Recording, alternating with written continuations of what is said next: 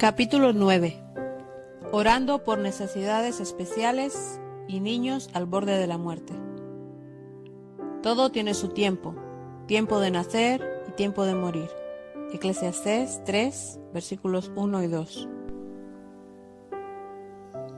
Tú eres una madre especial, si puedes ver a tu hijo incapacitado como un don de Dios para ti, sin tener amargura o rebelión en tu corazón, decía la madre de un niño con parálisis cerebral.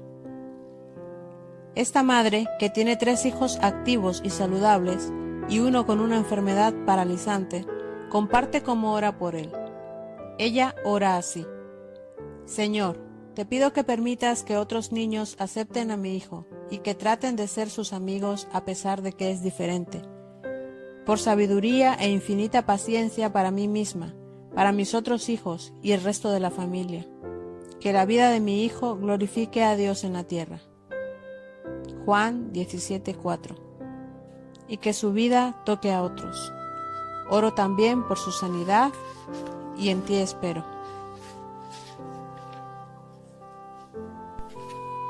Estoy segura que Dios ha puesto oraciones similares en el corazón de otras madres, que como ella tienen un hijo especial, que amar, cuidar y cubrir en oración. Ella ora por su hija adulta. Christine, quien tenía un esposo que estuvo en coma por 13 años antes de morir, tiene también una hija discapacitada, de 45 años de edad, llamada Karen. La hija vive a 400 millas de distancia de su hogar con la supervisora de un centro diurno en donde ella trabaja. Cada día Christine le da gracias a Dios por proveer a Karen todas sus necesidades. El Señor ha sido bondadoso al enviar personas que han aceptado a Karen y le han dado la oportunidad de ser productiva y de adaptarse bien, dijo Christine. A ella le encanta trabajar con bebés y niños pequeños en el centro. Ella los mece, les cambia los pañales, les canta y ora con ellos. Y además de eso, recibe un salario que le permite pagar su hospedaje y comida a la familia con la que vive. Viaja en autobús hasta el trabajo y los domingos camina a una iglesia pequeña que le queda cerca. Karen se da cuenta que ha sido muy rechazada por otras personas, aún en el pequeño pueblo en donde su familia vivía. Pero sabe que Jesús nunca la rechaza. Christine le ha enseñado esa verdad. Esta joven le habla a Jesús acerca de todo, y él le dice, ¿qué hacer?, decía Christine. Es hermoso ver la devoción y la fe sencilla como la de un niño que tiene Karen. Aceptar a una joven como Karen, yo creo que es el primer paso para la restauración completa de una madre con un hijo impedido. Nacido con el síndrome de Down. Cuando el nieto de Ellen nació con el síndrome de Down, ella escribió su oración en el diario.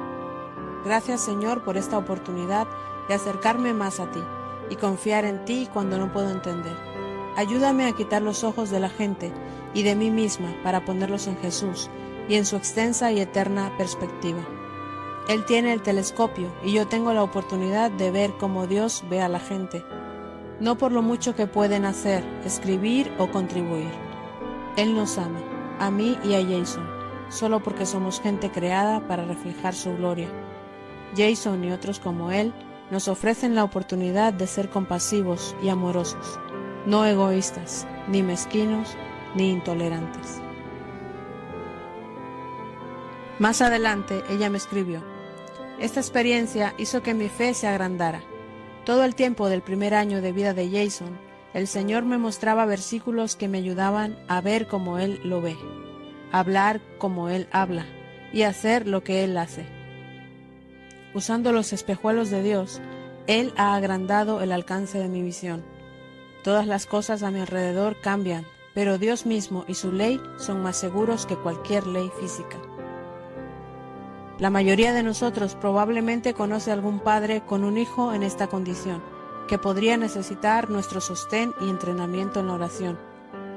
Una promesa de la Escritura nos dice: yo sé a quién he creído, y estoy seguro que es poderoso para guardar mi depósito para aquel día.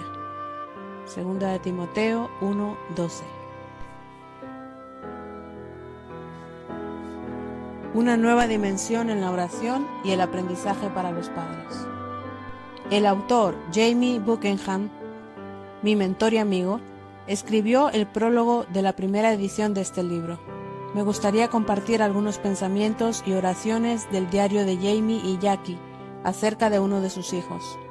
Jamie marchó a recibir su recompensa celestial en el 1992, pero el hijo del cual él escribe está muy bien. Cuando nos dimos cuenta que uno de nuestros 4 hijos tenía un impedimento en la lectura, ya había completado su primer año escolar y obviamente algo no andaba bien. Lo matriculamos en una escuela cristiana en donde repitió el primer grado. Fue un desastre. No avanzó mucho más que cuando estaba en preescolar. Le hicimos varias pruebas. Aunque él tenía un cociente de inteligencia alto, la prueba indicaba que tenía ciertas limitaciones de aprendizaje que le impedía leer y escribir en su nivel. Lo pusimos con un especialista en la lectura, con un tutor. Lo enviamos a clínicas y le pusimos espejuelos por un año. Lo matriculamos en una clase en donde empleaba largas horas poniendo bloquecitos en huecos, caminando sobre línea y agachándose debajo de sogas pegadas al suelo. Hasta lo llevamos a un centro de sanidad con Kathryn Kuhlman. Nada parecía funcionar. Aunque regresó a la escuela pública, los maestros no hicieron mucho con él, pero aún así lo mantenían con el resto de los estudiantes, a pesar que casi no sabía leer ni escribir. Cuando estaba en el 4º grado, me di cuenta que no podía depender de nadie más para ayudarlo, solo Dios y yo. Mi parte era orar, la de Dios era sanar. Gradualmente entendía que aunque Dios podía sanarlo instantáneamente, Él tenía otro plan. Él quería enseñarme cómo orar por mi hijo, y quería que mi hijo recibiera mi amor y apreciara mis oraciones. Por los próximos 10 años nunca desperdicié una noche. Si yo estaba en la casa, o yendo a dormir, o sentado al borde de la cama, hablaba y oraba con él. El hablar con él era muy importante. Yo quise que supiera que a pesar que tenía un impedimento, su mamá, sus hermanos y yo nos sentíamos orgullosos de él. No le echamos la culpa por su problema, ni lo veíamos diferente a los demás. A nuestros ojos era simplemente nuestro hijo. Si tenía un mal día, lo alentaba. Quería que supiera que era amado y que lo necesitábamos en nuestra familia. Yo quería que sus últimos pensamientos antes de dormir fueran pensamientos positivos. Pero estoy convencido que aunque el aliento paternal lo mantenía socialmente bien adaptado y lo hacía sentir profundamente amado por la familia, fue la oración la que le trajo sanidad. Él terminó la escuela secundaria gracias a un excelente profesor que lo puso en un proyecto especial para que se pudiera graduar. Aunque estaba en un nivel de 4º grado en la lectura, 2 años después se me acercó y me dijo: «Papá, siempre seré un obrero común, a menos que vaya a la universidad como mis otros hermanos. Por eso quiero entrar en la Universidad de Agronomía y aprender a trabajar con los animales». De nuevo lo alentamos, aunque todo parecía en su contra. En esa ocasión mi esposa y yo oramos por él en su ausencia, mientras él se mantenía batallando junto a su fiel esposa para entender todos aquellos textos de horticultura, anatomía de animales y administración de fincas. Pero perseveró, y Dios contestó nuestras oraciones. Cuando se graduó, ya estaba leyendo a un nivel universitario. Pronto consiguió un trabajo como supervisor de un rancho, responsable por animales que valían miles de dólares cada uno. ¿Orgulloso de nuestro hijo? Seguro que sí. Pero sobre todo, Jackie y yo estamos agradecidos a un Dios fiel que contesta las oraciones de los padres por sus hijos. Hoy, de acuerdo a Jackie, su hijo tiene su propia compañía de irrigación y supervisa una finca de caballos. Dios contesta fielmente las oraciones de los padres, quizás no en la forma que piensan, pero en su forma y en su tiempo.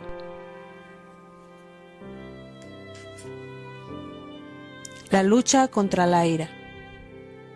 Corinne es la esposa de un ingeniero que ha sufrido muchas decepciones con sus 7 hijos, desde enfermedad mental, hasta drogas y ocultismo.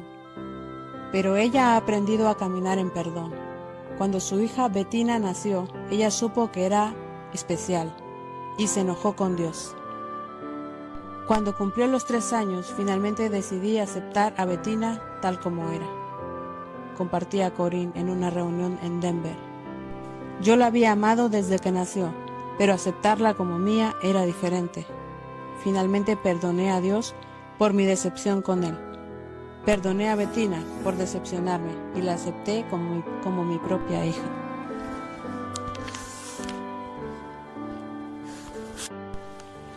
Tratar con Bettina no ha sido fácil. Ella tiene el cuerpo de una adulta, pero la mente de una niña. Actualmente ella está obsesionada con casarse. Su hermana menor está planeando casarse y Bettina se pasa el tiempo obsesionada con un joven guapo que vive cerca. Cuando lo vio con su novia, tuvo una rabieta de celos y rompió la ventana del frente de la casa del joven. Situaciones como esas son muy embarazosas, decía Corinne, y tengo que luchar para reprimir la ira. En el minuto que aparece, tengo que detenerme o de lo contrario daría lugar al resentimiento y la falta de perdón. Cada vez que ella pierde la paciencia y le dice algo a Bettina que la disgusta, Corinne inmediatamente le dice: «Oh querida, lo siento tanto, ¿me perdonas?». A veces Bettina le dice: «No, hoy no te perdono». «Pero Bettina, si amas a tu mamá, tienes que perdonarla», le responde Corinne. «Recuerda que Jesús nos pide que tú me perdones y que yo te perdone. No podemos hacer nada hasta que hayamos perdonado. Así es que vamos a sentarnos, a tomar una taza de té y perdonarnos, ¿de acuerdo?». Suena muy fácil, pero no lo es. A veces Bettina pelea por horas. «No, mamá, no te perdonaré». Una y otra vez Corinne ora por paciencia, sabiendo que debe dar ejemplo para su hija especial. Dios tiene un propósito para Bettina y Corinne confía que Dios se glorificará en su vida. Ella está tratando de enseñarle a Bettina que casarse no es la medida para el éxito en la vida. Bettina ama al Señor y tiene una relación personal con Él. «Y yo solo quiero que ella vea que nadie la ama como Él», me decía ella. «Tengo 5 hijos y 2 hijas, y creo que Dios usará a cada uno de ellos como lo hizo con los panes y los peces, para alimentar a multitudes. Ahora mismo algunos de ellos están en el proceso de ser partidos. Si hay una declaración que he escuchado de cada padre que comparte su dolor y decepción por tener un hijo retardado mental, es esta: tengo que caminar en perdón diariamente». Recibiendo una palabra de Dios. ¿Cómo escoger entre ayudar a un hijo a vivir y finalmente entregarlo a la muerte? ¿Cuándo debemos cruzar la línea final entre esas dos alternativas? Una madre prefirió ayudar a su hija Lisa, de 13 años, a pelear por la vida, porque ella sintió que Dios quería que lo hiciera. Cuando los dolores de cabeza de Lisa probaron ser producto de una enfermedad terminal, su madre simplemente no aceptó el diagnóstico del doctor de que la niña tenía muy poca posibilidad de vivir. Ellos me dijeron lo que sabían en lo natural, pero en mi corazón yo tenía una palabra de Dios. Durante el día, Maureen se quedaba muy cerca del hospital donde estaba Lisa, leyendo porciones bíblicas en voz alta para alentarla. Una y otra vez, ella le repetía a Lisa cuánto la amaba.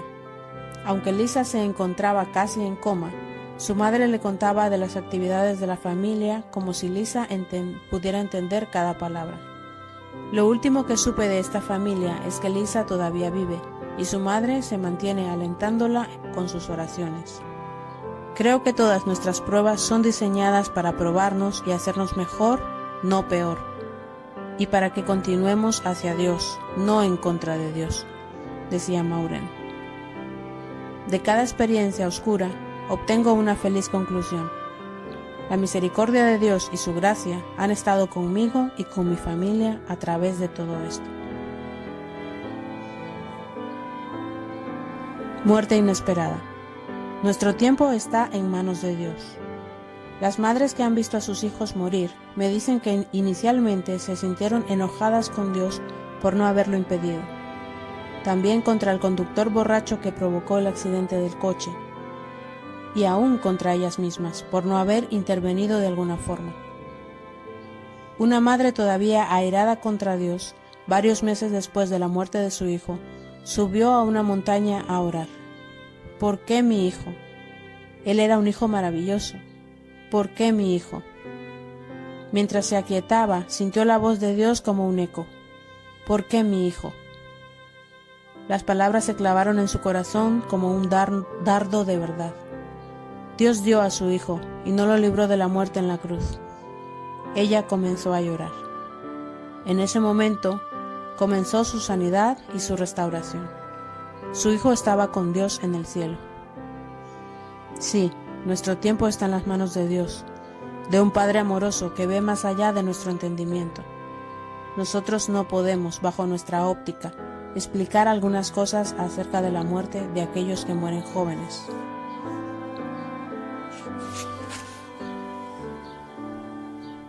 Su vida fue importante. Cuando Mark, el amigo de 21 años de uno de mis hijos, murió de una enfermedad que lo había afectado desde su nacimiento, le escribí a su madre una nota. Su respuesta fue una que atesoro. Gracias por recordar, me escribió ella. De alguna forma la vida de Mark hizo que su muerte fuera fácil para nosotros. Él nunca estuvo amargado, ni peleaba con Dios, ni tampoco sentía lástima por sí mismo. Él se veía a sí mismo bendecido ricamente por Dios, y así era él, y nosotros también. Mi compañera de oración, Carol, perdió a su hijo de 14 años antes de conocerlo.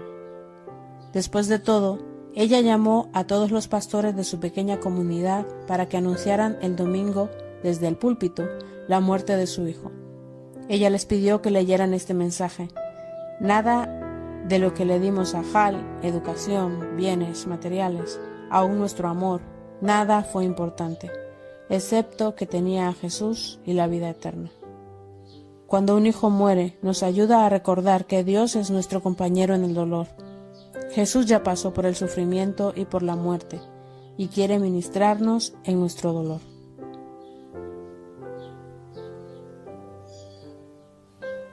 Cuando la muerte es inminente, debemos pedir a Dios discernimiento para saber si Él va a sanar a una persona crónicamente enferma o si la muerte es inminente. El apóstol Pedro escribió: sabiendo que en breve he de abandonar el cuerpo, como el Señor Jesucristo me ha declarado. Segunda de Pedro 1:14. En nuestra cultura casi nunca le hablamos a los enfermos terminales acerca de la muerte, y menos a los niños. Pero si sabemos que la muerte está cerca, ¿no estamos siendo injustos con el paciente al no hablarle del asunto?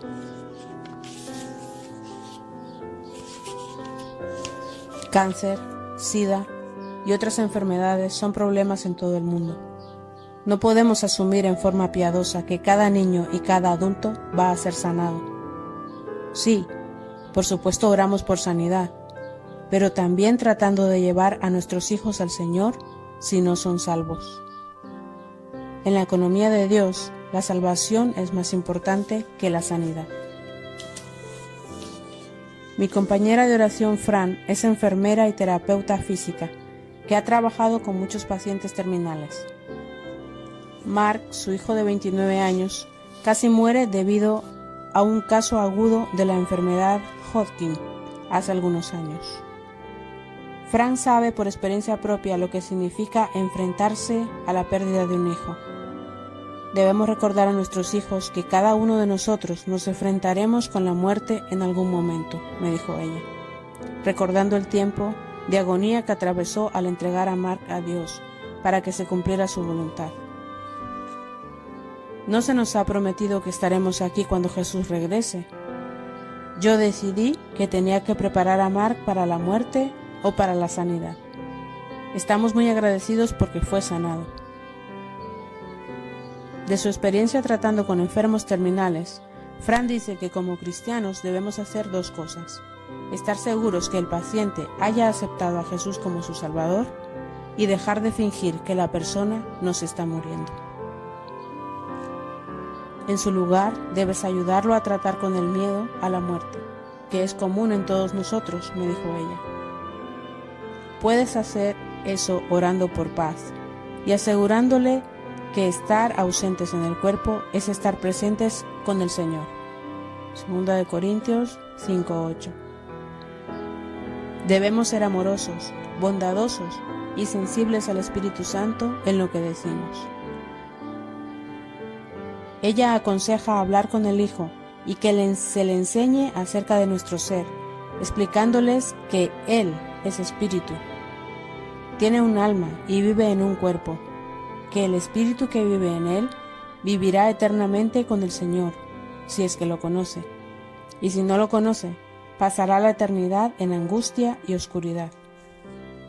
Fran da una ilustración que le ha ayudado a hablar con una amiga que estaba a punto de morir. Ella sugiere que la madre de un niño puede adaptarla de esta forma. ¿Recuerdas cuando enviamos un regalo especial a la abuela el año pasado? Lo seleccionamos, lo envolvimos con cinta adhesiva para enviarla por correo. Afuera le pusimos nuestra dirección y la dirección de la abuela. Lo llevamos a la oficina de correo, pagamos por las estampillas y se lo dimos a la persona encargada. Él le puso un sello y lo puso aparte para ser enviado a la abuela. Tú eres ese regalo especial. Jesús te compró y te dio vida eterna. Te selló con el Espíritu Santo. Como el paquete esperando en la oficina de correos, tú estás esperando para ser enviado al Padre en el cielo. No sabemos cuándo Él te mandará a buscar, pero finalmente un ángel te llevará a donde Él está.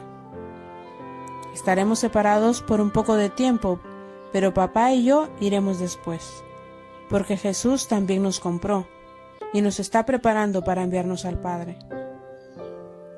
¿Recuerdas a tu amigo que murió?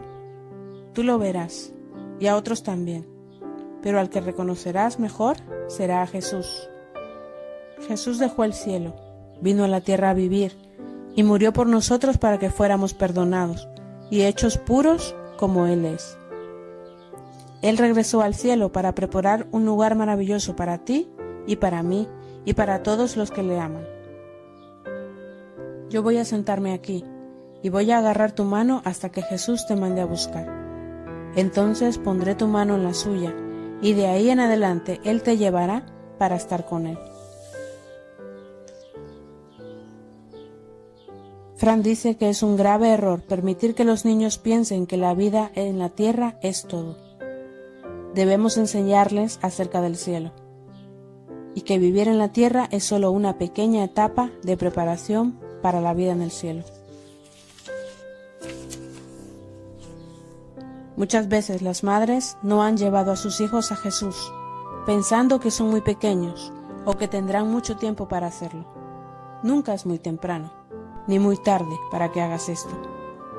Debemos hablarles a nuestros hijos de aceptar a Jesús mientras son pequeños.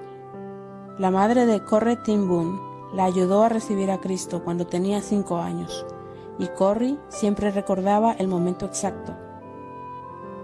Debemos también ser guiados a preguntarles a los niños acerca del perdón. ¿Ha habido alguien que te haya herido o con quien tú estás enojado? Oremos y pidámosle al Señor Jesús que te ayude a perdonarlos. Entonces le daremos gracias por su perdón. Fran dice que esto es un paso muy importante para preparar al niño para la muerte.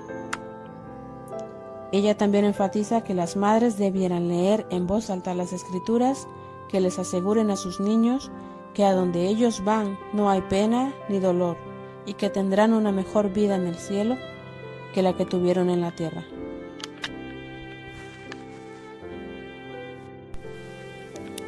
La sanidad, la salud y el cielo. Pablo nos alienta a través de Romanos 14:8 cuando dice: Pues si vivimos, para el Señor vivimos, y si morimos, para el Señor morimos. Así pues, sea que vivamos o que muramos, del Señor somos. Ese versículo tiene un significado especial para mí. porque el favorito de mi madre, mientras la hallaba en sus últimos 13 meses de agonía antes de su muerte, era este versículo.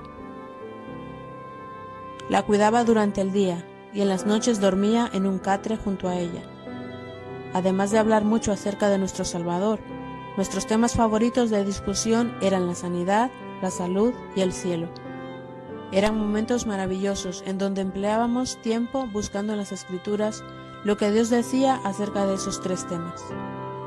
Yo recuerdo claramente los últimos días cuando cada mañana le leía la Biblia en alta voz. Aunque ya ella no podía responder, yo sabía en mi espíritu que ella era reconfortada. Una vez se despertó del estado de coma gritando 3 veces, «Aleluya, aleluya, aleluya». Estas fueron sus últimas palabras, aunque vivió 3 semanas más. Yo estaba junto a ella orando cuando murió. Fue una hermosa experiencia que recordaré para siempre.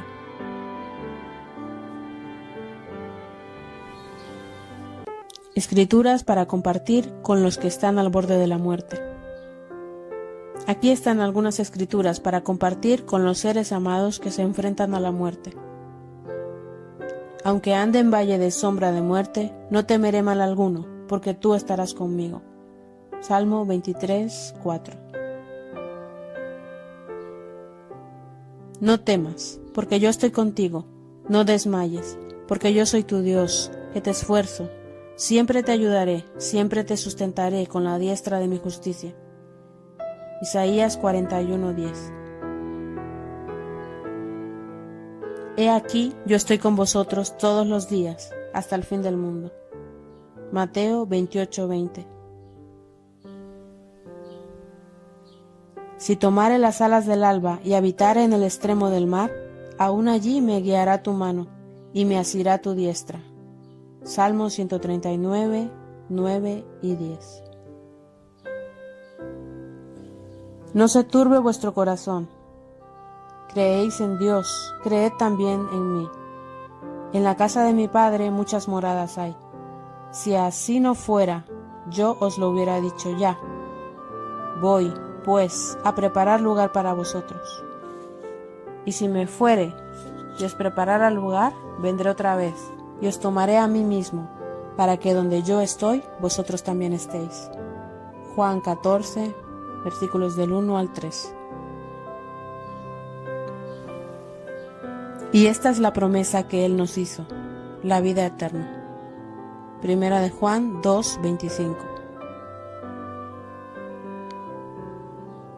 Mirad que no menospreciéis a uno de estos pequeños, porque os digo que sus ángeles en los cielos ven siempre el rostro de mi Padre que está en los cielos. Mateo 18:10. Y el Señor, después que les habló, fue recibido arriba en el cielo, y se sentó a la diestra de Dios. Marcos 16:19. Oración. Señor, te doy gracias por la ausencia de que ha dejado un vacío en mi vida. Lo echo tanto de menos. Cuánto desearía tenerlo cerca de nuevo. Señor, gracias porque sé que tú amas mucho más que yo. Gracias por la seguridad que mi amado está contigo y que ya no tiene dolor ni sufrimiento. Ayúdame a poder sobrepasar la pérdida, el sufrimiento y el enojo por la incapacidad de enfrentarme a la realidad. Enséñame a depender de tu amor y de tu fortaleza. Envía al Consolador, el Espíritu Santo, que me consuele en mi tristeza. Ayúdame a compartir algún día el aliento y el consuelo con otros que han pasado por la misma situación y han perdido a sus seres queridos. Te lo pido en el nombre de Jesús. Amén.